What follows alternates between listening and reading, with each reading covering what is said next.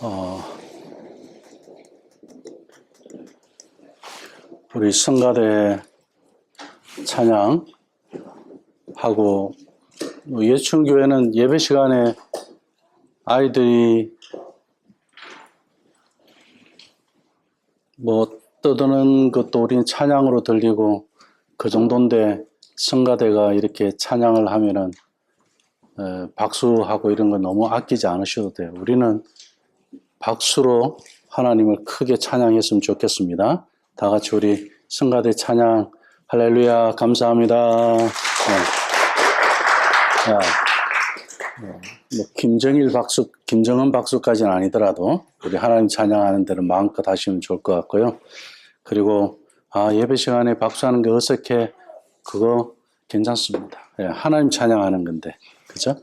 그리고 오늘 우리 24주년 새해 첫 주이면서 24주년을 맞이했는데, 이 24주년을 통해서 우리가 좀 오늘 말씀과 함께 감사함을 드릴 것이 있다면 우선 저 개인적인 간증이라고 할 수 있습니다. 그게 뭐냐면 24년 전에는 제가 토론토에 있었지만 예천교회가 그때는 없었죠, 당연히.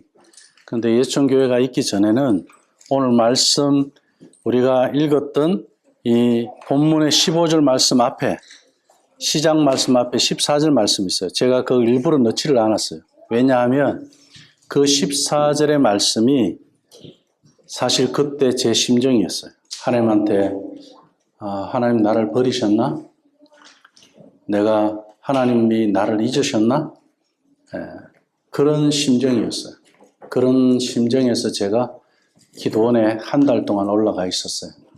그래도 하나님한테 기도해보고 한국으로 돌아가자, 그렇게 생각하고 기도원에 가 있었습니다. 그런데 가 있는 동안에 예천교회가 정부에 등록이 됐어요. 그래서 등록하신 분들이 오셔갖고 저한테 기도원에 찾아오셨어요.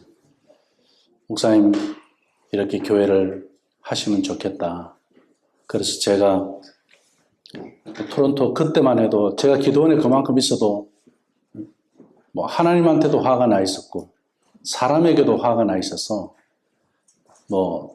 여기 교회 많은데 왜 교회가 또 있어야 되느냐, 제가 그렇게 물었어요. 토론토에 이민교회 많잖아요. 그런데 교회가 많은데 왜 또 있어야 되느냐. 그럼 도대체 어떤 교회가 있어야 하느냐, 토론토에. 많은 교회가 있지만 또 있어야 한다면 하나님께서 원하시는 교회가 무엇이냐는 질문을 했어요. 그때 제가 그 질문에 대한 그 답을 우리 예천교회 식구들에게 물었지만 답은 없었어요. 근데 하나님께서, 저는 그때 세일교회에 미쳐 있었거든요.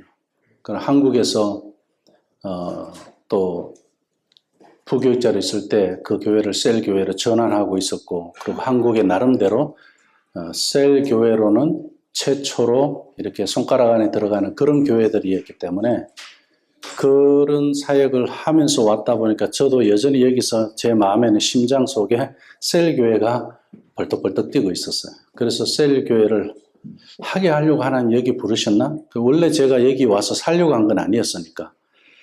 약속하기를 4년을 약속하고 여기 왔거든요. 그래서 저는 5년이라는 인생이 나에게 없다고 생각하고 한번 경험해보고 오자 그러고 토론토로 왔던 거예요. 공부 때문에. 근데 제가 그때 35살이었기 때문에 40살 전까지 내 인생에 나름대로 이런 시간을 한번 경험할 수 있다는 거는 나이가 들어서는 그렇게 하기 어렵겠지만 한번 도전해보자. 그러고 왔던 거예요. 근데 공부길도 안 열렸고 아무것도 다 되지 않았죠. 공부가 안 되는 것까지는 그렇다 치더라도 제가 일단 재정적으로 모든 면에서 그 여력이 안 되는 데서 받아들일 수 있지만 약속이 지켜지지 않는 것에 대해서는 제가 너무 억울하고 분하고, 거기에 또 약속을 지켜지지 않은 것에 대한 인정보다는 그것을 덮기 위해서 다른 거짓과 권무 술수들이 있는 것들을 보면서 저는 엄청난 회의가 있었죠. 그러면서 하나님께서 나를 버리셨나? 잊으셨나? 그렇게 불평하고 있었습니다. 저는 우리가 지금 커리큘럼대로 가고 있는데 이게 한 주가 조금 섞여 있거든요. 근데 오늘 신년주일 예배 본문이 이 본문이어서 제가 이 첫 절을 몇 주 전에 이미 빼면서 그때부터 계속 묵상하면서 우리 신년 예배 말씀 본문을 바꿔야 되나, 커리큘럼 본문대로 가야 되나, 그렇게 고민하다가, 이 말씀이 나오길래 제가 그때 하나님한테 막 제 할 말 다 했을 때, 하나님 나를 잊어버리셨나, 버리셨나? 그랬던 말씀이 이 본문에 있어서, 이대로 내가 우리 24주년 기념과 함께 간증 조금 하고 오늘 말씀 들어가면 좋겠다 이런 생각을 했던 거예요. 근데 하나님께서 어떻게 응답하셨냐면 꿈을 좋아하지 않는 저에게 집에서 이렇게 우리 집 지금 타운하우스 거실 같은 그런 집이에요. 거기에 이렇게 삥 둘러 원으로 무릎 꿇고 사람들이 앉아있고 그 중심에 제가 서 있고 뭔가 기도를 하고 있는지 뭔가를 서 있는데 거기서 그 거실이 굉장히 밝았어요. 그래서 저는 셀에 미쳐 있었다 보니까 하나님이 셀교회 하라고 나를 여기 이런 식으로 부르셨나 보다. 공부를 내가 하고 싶어 했으니까 공부에 대한 미끼를 가지고 여기 오게 하고 여기 와서는 이렇게 바닥치게 해놓고는 하나님께서 셀교회 하려고 이렇게 부르셨구나 하는 데서 제 마음이 싹 녹아진 거예요. 그러면서 예천교회가 셀교회 가는 거에 대해서 시작하시는 분들이 그러면 토론토에 이제 최초로 셀교회를 하는 거니까 그렇게 다 동의가 된 데서 교회가 시작이 됐던 거예요. 그런데 2년이 지나면서 생각이 바뀐 거예요. 무엇을 알고 난 뒤로 생각이 바뀌었냐면 꿈이라는 거는요. 해석이 그때 내가 그래서 그랬나 보다. 하나님이 해석을 해주지 않았으니까. 그렇게 셀교회를 생각을 했는데 제가 쉐마를 알고 난 다음에 지금 D6죠. 나니까 이건 가정 세우는 거야. 집이었잖아요. 하나님이 여기에 응답해 주셨나? 가정을 세우는 목회를 하라고? 그리고 자녀들에게 신앙이 이어져 가는 그런 가정들 세우라고? 그래서 제가 생각이 바뀌었던 거예요. 하나님 그때 그 꿈이 이거였구나. 그게 이제 제가 이 쉐마를 알게 되면서부터 시작했던 거예요. 근데 쉐마를 알기 시작하게 된 것도 꿈 해석을 위해서 하나님 앞에 기도하지 않았어요. 그냥 교회에 어떤 불만이 있었냐면 저는 이민교회 와서 그때 당시에 초창기고 또 저는 한국 목회를 했기 때문에 이민교회를 모르잖아요. 그러니까 성도들이 목사님은 이민교회 모릅니다 이렇게 말하는데 기분은 나빴어요. 근데 가만히 생각해 보면 모르는 거 맞잖아요. 내가. 그럼 내가 인정을 하게 되는 맞다. 도와달라. 기도해달라. 그러면서 이제 저보고 불만이 뭐였냐면 목사님은 어른 목회만 하지 아이들은 관심도 없다는 거예요. 저도 솔직히 그랬어요. 왜냐? 이민교회 자라는 아이들은 영어권으로 가는 아이들이기 때문에 내가 뭐 영어를 하는 사람도 아니고 한국에서 와갖고 어른들 중심으로 목회하는 거 당연하고 아이들에 대해서 제 영역이 아니라 생각하고 영어권 목사님 부르고 재정이 어려운데도 막 그때 하지 않았습니까? 그렇게 했는데도 불구하고 또 그렇게 불만을 가졌던 사람은 영어권 목사님 왔는데 또 가버렸어. 그분은 또 교회를 나가버렸어요. 그럼 그때 그 말을 들었을 때 역시 저도 사람이잖아요. 그래 기분 나빴어요. 목사님은 이렇고 저렇고 계속 판단이 많으니까 그래서 기분은 나쁜데 그거 역시 기도하고 그 기분 나쁜 거 가지고 기도해보면 맞는 말이네. 왜? 내 마음에 그게 사실 있었으니까. 저는 아이들 어린이 주일학교를 몰라서가 아니라 이민교회에서 사실 이 세대에 대해서는 제가 전혀 더 모르는 거죠. 영어권, 한국어권 나눠져가 있다고 하는데 그때도 하나님한테 질문을 했죠. 하나님, 성경은 하나라고 이야기하는데 자꾸 왜 나누어져 있죠? 나누어져 있어도 하나가 될 수 있어야 되는데 왜 한 지붕 안에서 여러 지붕이 나와야 됩니까? 한 집이 여러 지붕이어도 한 집이 되어야 되는 게 성경에서 말씀하고 있는 건데 이건 뭔가 성경과 안 맞는데 그럼 저는 계속 하나님한테 질문을 했어요. 왜 이민교회는 영어권, 한국어권이 나눠져 있습니까?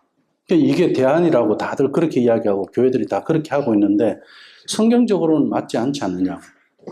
그러면서 고민하고 질문하는 중에 하나님께서 연결해 주신 게 바로 이 쉐마였어요. 이 D6였습니다.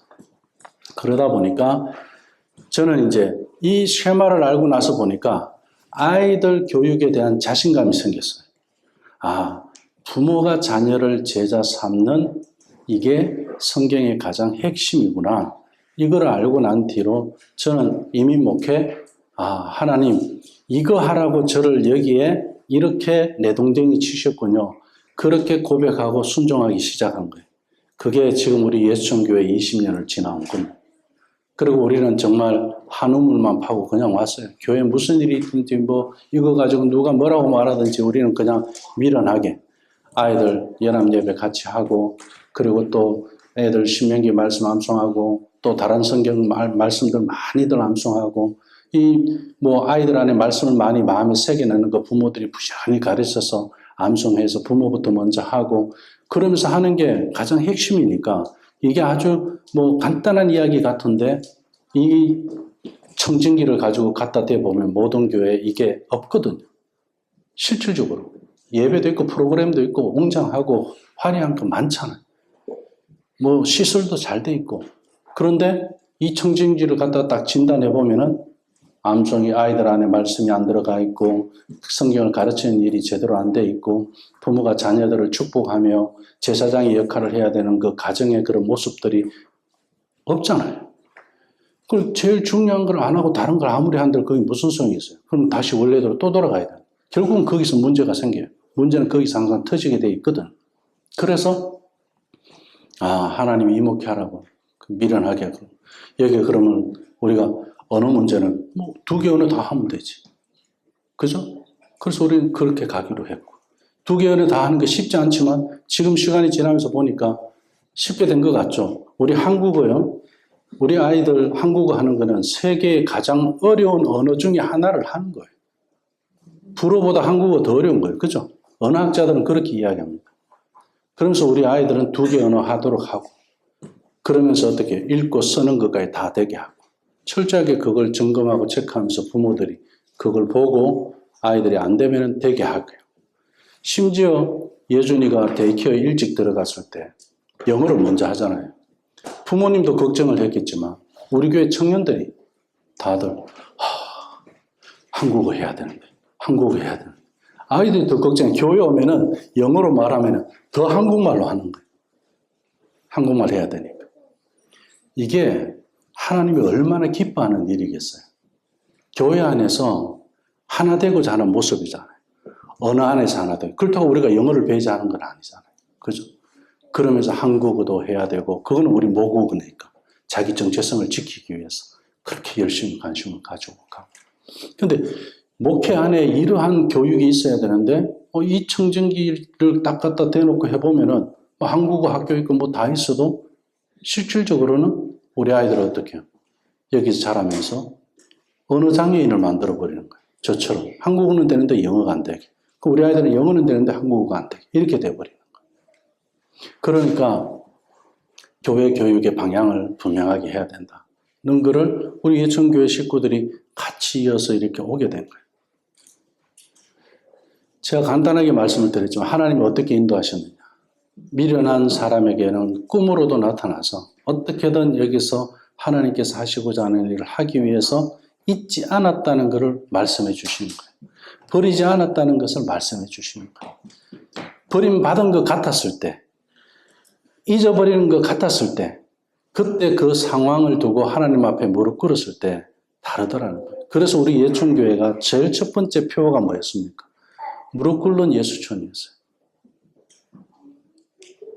그리고 부흥하는 예수촌.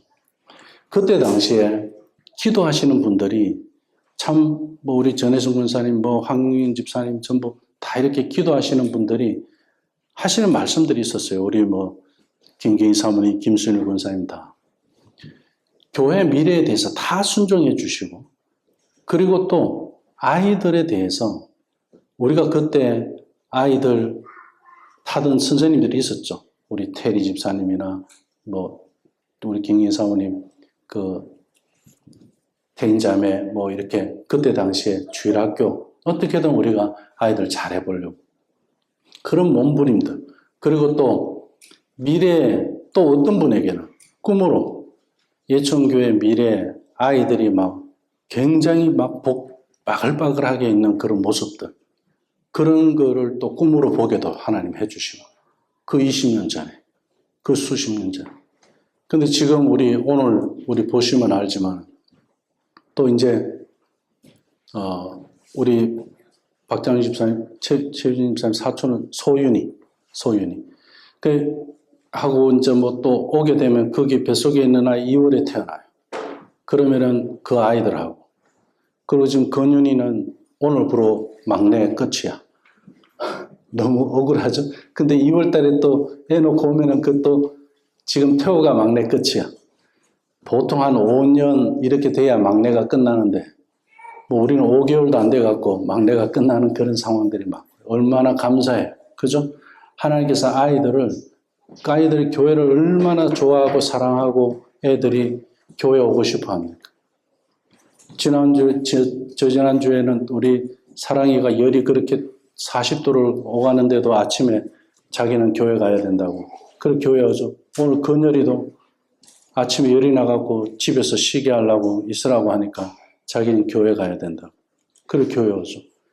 세상에 우리는 아프면 좀 쉬고 싶어갖고 오늘 목사님 아파서 교회 못 갑니다 이러는데 우리 아이들은 아파도 열이 40도가 돼도 교회 가야 된대. 할렐루야. 이런 은혜로운 교회 그리고 투기 은혜가 되면서 예배도 같이 하면서 그리고 아이들이 이렇게 은혜 받는 그런 교회 하나님이 하시는 줄 믿습니다. 우리 성령님이 역사하지 않고 어떻게 이런 일들이 있을 수 있겠어요? 그럼 우리는 분명히 여기서 기억해야 될 게 있습니다. 오늘 14절 말씀 보면 시온이 이르기를 여호와께서 나를 버리셨고 주께서 나를 잊으셨다. 자, 이 한 문장에서 오늘 설교를 제가 시작한 이유는 제 상황뿐만 아니라 누구나 우리는 우리 마음에서 항상 튀어나오는 말이 있어요. 아, 내가 버림받았나? 내가 관심해서. 또 어떤 실질적으로 또 버림받았다는 것으로 그렇게 인생 가운데 그것을 경험한 사람들도 있습니다. 부모로부터일 수도 있고, 이웃으로부터일 수도 있고, 직장에 있을 수도 있고, 어떤 상황에서든지. 그러다 보니까 우리는 SNS에서는 어때요? 네트워크를 통해서 우리 그 외로움을 달래줘요.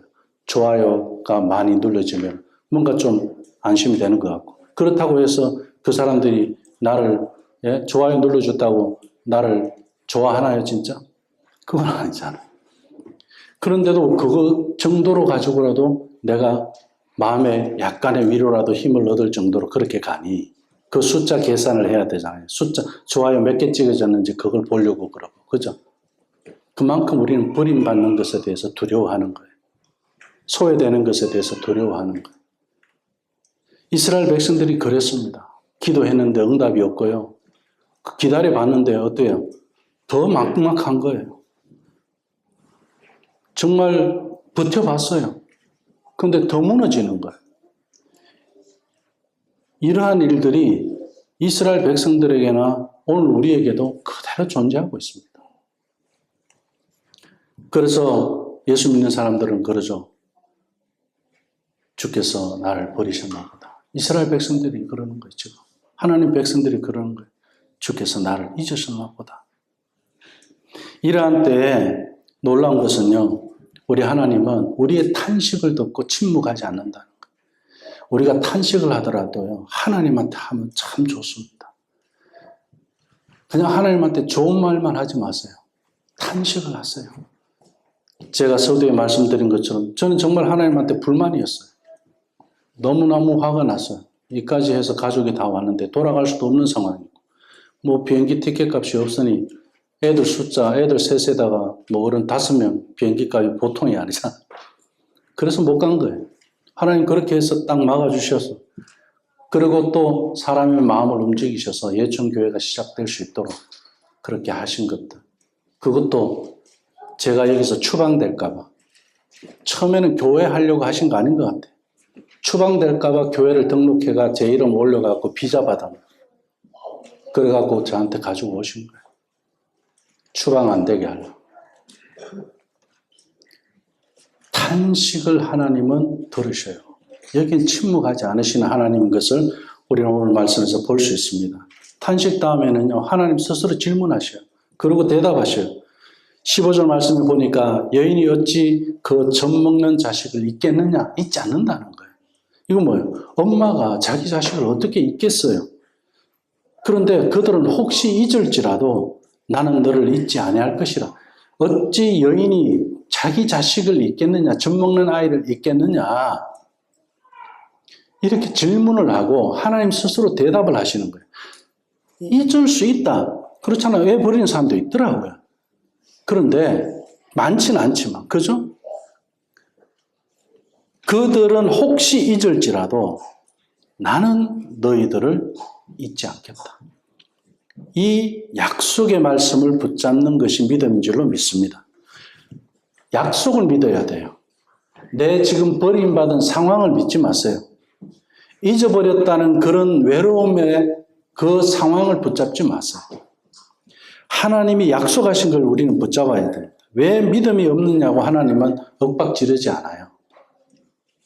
하나님 나에게 약속해 주신 것이 있다는 것에 대한 그걸 기억하셔야 돼요. 그걸 들으셔야 되는 거예요. 그래서 오히려 하나님은 더 강한 언어로 우리에게 말씀하신 거예요. 그들은 혹시 잊을지라도 나는 너희들을 잊지 않겠다. 왜냐하면 하나님은 먼저 약속했기 때문에 그렇습니다. 우리 예천교회는 저에게만 그런 간증이 있겠어요? 우리 함께 해오신 장로님, 권사님, 우리 청년들, 우리 집사님들 다 하나님은 이것을 지나게 하셨어요. 왜 그렇게 하셨을까요? 하나님은 약속을 지키시는 분이라는 것을 우리에게 분명히 보여주시기 위해서 그런 거예요. 하나님이 살아계시다는 것을 우리에게 나타내기 위해서 그 증거를 보여주신다는 거예요. 그래서 사탄이 주는 거짓말이 뭔지 아세요? 그래도 너는 혼자야. 그래도 너는 잊혀진 사람이야. 자꾸 이런 불안한 마음을 사탄이 주기 위해서 거짓말합니다. 근데 우리 하나님은 어떻게 해요? 그 거짓말을 찢어버리시는 거예요. 나는 너를 잊지 아니할 것이다. 하나님 더 나아가십니다. 그러면서 16절에 뭐라고 말씀하십니까? 내가 너를 내 손바닥에 새겼다 그래요. 이 새겼다는 단어가 뭔지 아세요? 안 지워지는 거예요. 우리 보통 기억하려면 어디에 적죠? 요즘은 핸드폰에 이렇게 적기도 하지만 어떻게 해요? 옛날엔 전부 다 손바닥에 다 적었어요. 안 잊어버리려고. 그죠? 세수할 때 보죠. 그죠? 손바닥. 문 열 때 보죠. 그러니까 안 잊어버리려고. 우리 하나님이 손바닥에 새긴 것은 안 잊어버려요. 근데 우리가 손바닥에 볼펜을 쓴 것은 지워지잖아요. 근데 이건 안 지워지는 흔적, 상처로 새겼다는 이야기예요. 이건 뭐냐면은 일리아드 오디세이에 이런 이야기 나오죠. 오디세이가 집으로 돌아왔는데 20년 만인가요? 돌아왔을 때 그 여종이 주인에 대해서 변장을 해갖고 왔기 때문에 몰라요. 근데 뭘로 아시는지 아세요? 발을 씻겨주면서 그 무릎에 상처를 보게 됩니다. 그것을 보고 자기 주인인 것을 알아요. 우리 믿음의 사람들은요, 하나님의 손바닥에 내 이름이 새겨진 것을 볼 줄 알아야 돼요. 세상에 아무리 하나님이 없다라고 변장을 해갖고 와도요, 우리가 하나님을 알 수 있는 것 한 가지가 있어요. 잊지 않게 하시려고 하나님이 우리를 손바닥에 각인시켜 놓으신 것. 그걸 말씀하고 계시고요. 너의 성벽이 항상 내 앞에 있나니. 너의 성벽이 항상 내 앞에 있다. 이 성벽은 어떤 성벽이죠? 앞으로 무너질 성벽이에요. 예루살렘 성벽은 이스라엘이 앞으로 망할 거예요. 그 무너질 성벽에 대해서 말씀하고 있는 거예요. 그 성벽, 무너질 성벽도 항상 누구 앞에 있다고요? 하나님 앞에 있는 거예요. 우리가 무너지더라도, 잊어버린 바 되어지더라도, 버린 바 되어지더라도 우린 누구 앞에만 있으면 되는 거예요? 하나님 앞에만 있으면 되는 겁니다. 그래서 하나님은 늘 볼 수 있는 이 눈앞에 있는 손바닥에 새겼다고 이야기하시는 거예요. 늘 일하는 자리에 있는 이 손바닥에 새겼다고 말씀하시는 거예요. 그래서 이 손바닥은요, 기억을 붙드는 자리라고 그렇게 이야기합니다. 이어지는 말씀이 오늘 우리의 현실을 정확히 겨냥하고 있습니다. 성벽이 내 앞에 있다. 지금 나에게서의 성벽은 어떤 겁니까? 가정의 성벽이 무너지고, 마음의 성벽이 무너지고, 믿었던 사람의 신뢰의 성벽이 무너지고, 삶의 질서가 무너지는 그런 성벽이 우리에게 있습니다. 하나님은 그 무너짐을 외면하지 않습니다. 못 본 척 하지 않아요. 그 성벽이 누구 앞에 있다고요? 무너진 성벽도 내 앞에 있다. 이건 무엇을 이야기합니까? 내가 다시 재건할 테니 걱정하지 말아라. 무너진 성벽까지도 내 앞에 있으니 내가 다 안다. 어떻게 재건하면 더 훌륭한 성벽이 될 건지 내가 너희들에게 보여주겠다. 그래서 무너진 현장 그 자체가 이미 하나님의 손 안에 들어와 있는 거예요. 나의 지금 무너진 성벽을 하나님 그분의 손 안에 있다라고 우리가 한번 믿어보세요. 그때 어떤 역사가 일어날 것 같습니까? 오늘 17절, 18절 말씀에 회복을 아주 생생하게 보여줍니다. 너를 황폐하게 하던 자들이 너를 떠나가게 하고 내 자녀들이 속히 돌아오리니 신부가 단장함 같으리라. 자, 떠나게 할 것은 떠나게 할 거다. 돌아오게 할 것은 돌아오게 할 거다. 단장하게 할 것은 단장하게 할 거다. 우리 하나님은요, 회복에 있어서는 이건 감정의 문제가 아니에요. 느낌의 문제가 아니에요. 이건 방향이에요. 떠나게 할 거다. 어떤 것이요? 억누르던 정죄도 떠나게, 너를 억누르던 그 죄책감도 떠나게 할 거고요. 수치도 떠나게 할 거고요. 중독도 떠나게 할 거고요. 두려움도 떠나게 할 거고, 우울함도 떠나게 할 거다. 이 황폐하게 하는 성벽, 이것 다 무너지게 하고, 떠나게 하고, 그리고 나는 끝났다 하는 그런 언어들을 다 떠나가게, 포기하는 언어들을 다 떠나가게 한다. 그 말씀이에요. 왜냐하면은 하나님은 회복을 시작하시면요, 악한 것들을 그분의 명령 앞에서 버티지 못하게 하기 때문에 그렇습니다. 떠나게 하고 그 다음에 약속하신 말씀은 무엇입니까? 돌아올 것을 회복하겠다는 거예요. 자, 이스라엘 백성들이 포로로 잡혀서 그 제국의 나라에 잡혀갈 때 가는 것에 대해서 이사야가 예언해요. 그러나 그들은 다시 돌아올 거다. 회복에 대해서 이야기합니다. 심판으로 끝나는 이야기 아니에요. 우리가요, 감정이 있으면 악하게 말해요. 그게 끝인 것처럼 말해요. 근데 우리가 그게 어떤 심판의 끝이라고 생각하면 안 돼요. 하나님은 그 끝에서 우리를 다시 돌아오게 하시는 분이에요. 그래서 항상 우리 예수님 믿는 사람들은요, 끝이다 생각할 때 그때 하나님을 가장 가까이서 경험할 수 있는 기회입니다. 그때야 우리는요, 하나님의 약속이 이런 거였구나 하고 안다니까요. 바닥을 안 쳐보면 몰라요. 그래서 우리가 수영할 때 그런 이야기 하잖아요. 떨려고 막 몸부림하면 수영 못하는 사람 죽어요. 근데 물론 바닥이 깊은 데는 뭐 어쩔 수 없지만 얕은 데서도 몸부림하면 죽어요. 엎어 하다가. 근데 바닥까지 내려가서 치고 올라오면 오히려 그게 사는 거예요.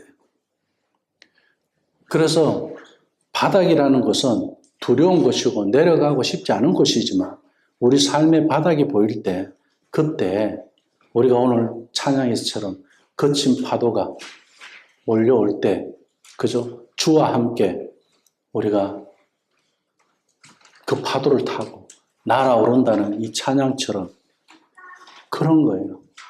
이런 신앙생활을 해봐야 돼. 하나님하고 같이 이렇게 가봐야 돼요. 그 바닥을 같이 한번 가봐야 돼. 누구와 함께? 하나님은. 내가 버림받은 데서 간다 생각이 되는 그때가 하나님과 함께 가는 거예요. 오늘 그걸 말씀하죠. 그렇게 할 때 무엇을 회복시켜 주신다? 죄에서 너를 떠나게 해줄 것이고 근심에서 두려움에서 우울해서 중독에서 너를 떠나게 해줄 거다. 그리고 돌아오게 하는데 어떻게 한다고요? 속히 돌아오게 한다고 그랬습니다. 메말랐던 마음에 말씀이 다시 돌아오고요. 말씀이 들리기 시작합니다. 기도가 다시 되기 시작합니다. 내 기도의 문이 열리기 시작합니다. 소망이 다시 살아나기 시작합니다. 잃었던 자녀가 다시 돌아옵니다. 하나님이 더 확실하게 회복시키십니다. 그리고 절정이 있습니다. 신부가 단장함 같으리라 이렇게 말씀하십니다. 하나님은요 우리를 이 신부가 단장한다는 것은 우리 결혼하신 분들은 다 아실 거예요. 여자가 언제 제일 예뻐요? 신부로 단장했을 때가 제일 예쁘지 않나요?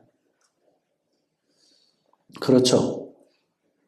지금 우리 기찬이 결혼식이 있는데 하경자매가 이렇게 예뻐요. 그럼 신부가 단장하면 이렇게 예쁜 거예요. 우리 송 집사님 우리 교회에서 자란 사람 줄에 1호거든. 우리 최은영 집사님. 아, 그때 정말 예쁘더라고. 우리 최은영 집사님. 우리 교회 자라서 그렇게 줄을 하니까 더 그랬겠죠. 이번에도 마찬가지예요, 저는. 이 단장함, 이거는요, 뭔가 깨어진 게 없기 때문에 완전히 완벽하게 원상회복한다 그런 이야기 아니에요.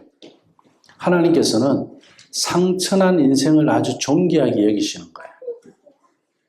그런 데서 하나님께서 어떻게 해요? 그 상처들을 영광의 장식으로 바꿔주시는 거예요. 단장해 주는 거예요. 그 상처가 상처로 끝나지 않는 거예요. 그 상처가 오히려 하나님에게 어떻게 해요? 영광이 되게 한다. 이 단장함을 이야기하는 거예요. 그러니까 우리가 상처받았어. 그건 뭐예요? 신부의 단장거리가 생겼다 그 이야기예요. 믿으십니까? 하나님은 이것을 회복이라고 해요. 그 우리 예천교회 식구들은요. 하나님의 손에 들어가면 상처가 수치가 아니라 감정이 되는 줄로 믿습니다. 하나님의 손에 들어가면 그래요. 거기서 흘리는 눈물은요. 바보스러운 그런 눈물이 아니에요. 낭비가 아니에요. 생명을 낳는 씨앗이 되는 거예요. 우리 목회자들이 흘리는 눈물, 영혼을 살리는 거예요. 우리 장로님, 군사님들이 흘리는 눈물, 우리 교회 식구들을 살리는 거예요. 회복하는 거예요. 그냥 눈물이 아니에요. 근데 오늘 말씀 19절에 보니까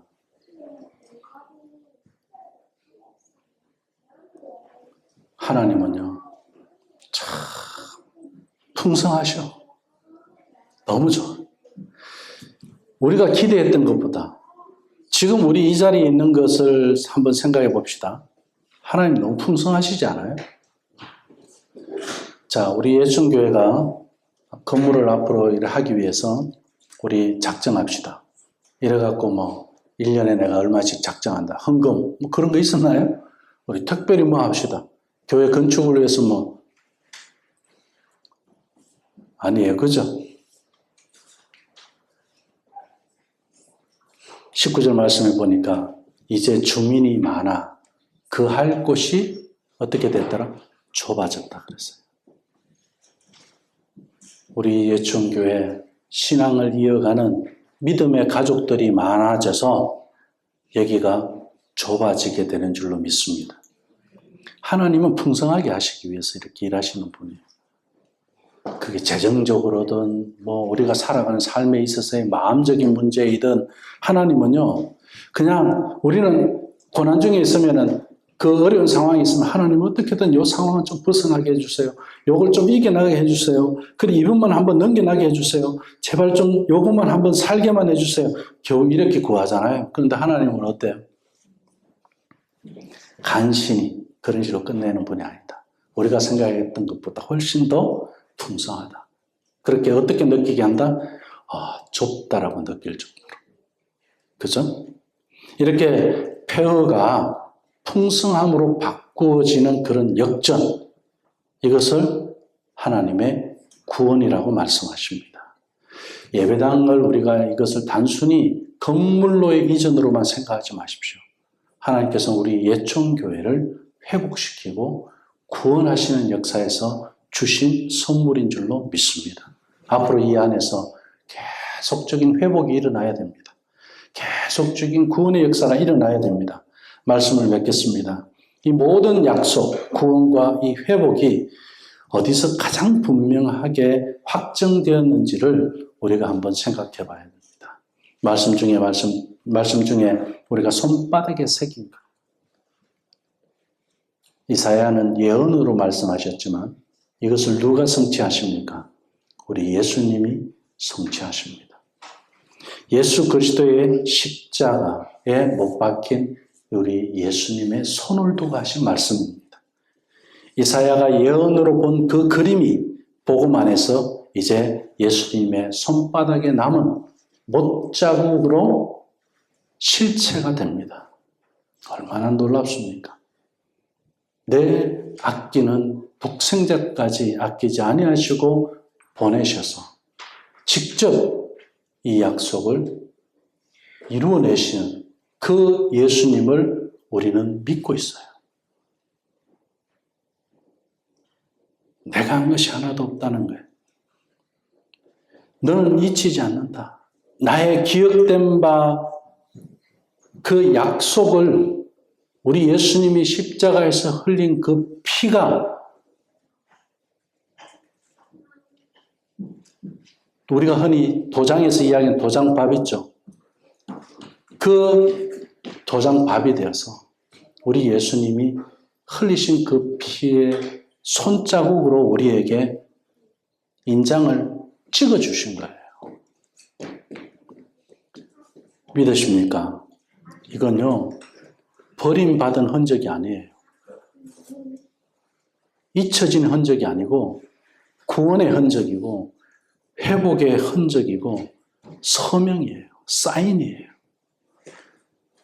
예수님이 오시기까지 그 실체로 우리에게 이 말씀을 손바닥에 새긴 우리를 기억하신다는 것을 보여주시기 위해서 그 실체 예수님을 보내시기까지 우리를 얼마나 기억한다는 것을 하나님께서 보여주고 싶었으면 우리가 회복되기를 원하고 우리가 구원의 길을 영원히 걸어가는 데 있어서 흔들리지 아니하도록 바닥을 쳤다 한들 거기에도 우리 주님이 계신다는 것을 도장으로 찍어서까지 그 십자가에 우리 예수님의 이 손바닥으로 인장을 그 증거를 분명히 약속으로 보여주시고 일하고 계신다는 것. 이것을 믿고 이 한 해 동안 우리 예총교회 식구들은 버림의 현장이다. 잊혀진 현장이다. 어디에든 주님이 함께 하신다는 사실을 믿고 하나님께서 이 성벽을 지키시고 무너진 성벽도 내 앞에 있다는 사실을 알고 그분이 보수하시고 재건하시고 신부가 단장함같이 아름다운 교회를 세워가시기를 주님의 이름으로 축원합니다. 기도하겠습니다. 사랑의 아버지 하나님 감사합니다. 주님, 우리가 여호와께서 나를 버리셨고 주께서 나를 잊으셨나이다 말하며 주저앉았는 적이 없었는지요. 수없이 있었는 줄로 압니다. 그러나 오늘 말씀으로 다시 우리는 믿습니다. 나는 너를 잊지 아니할 것이다. 주님, 내 이름이 주의 손바닥에 새겨져 있음을 믿습니다.